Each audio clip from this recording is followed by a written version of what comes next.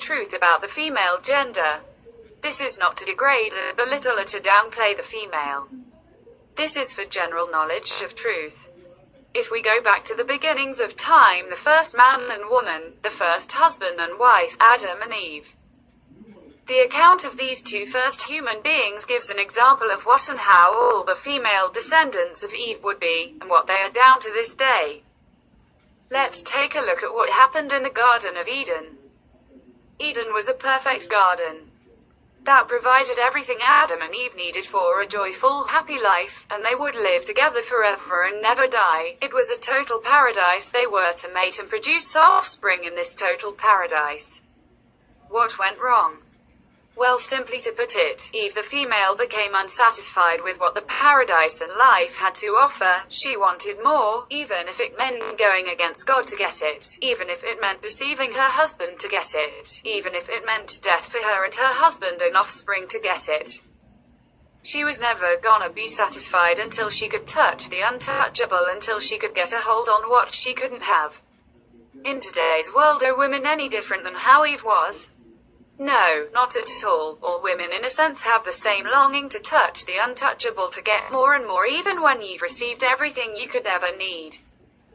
A very simple example is a husband out on a date to the movies with his wife. In the popcorn line, the husband has to leave to go to the restroom. Soon as he leaves, his wife's eyes start to wander. She notices a guy more pleasing to the eye than her husband.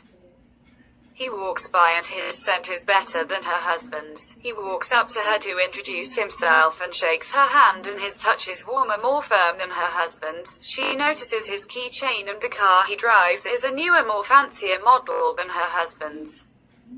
His smile is more generous and calming. He tells a joke, and in all she realizes he has a better sense of humor than her husband. They exchange numbers, and now she is showing her true colors, her true side. She is showing the Eve DNA within her. She is a married woman who is desiring something that doesn't belong to her. She is a married woman who is enticed and is exchanging contact information with a stranger while her husband is in the restroom. But being who she is, a female born from Eve, she doesn't care who is watching. She doesn't care how her husband will feel if someone sees and tells him. She only cares that she gets what she is longing for, no matter the cost. Even telling the guy she met that she was with a boyfriend and she is not married, she is deceptive and deceiving. She wants to touch the untouchable, knowing it will cost, but forgetting she has everything she needs. To be continued. The 12th of December, the 17 update. It takes a strong woman to remain free from being a slave to men, not a husband or a man, but men, which slavery makes a woman defiled in many ways.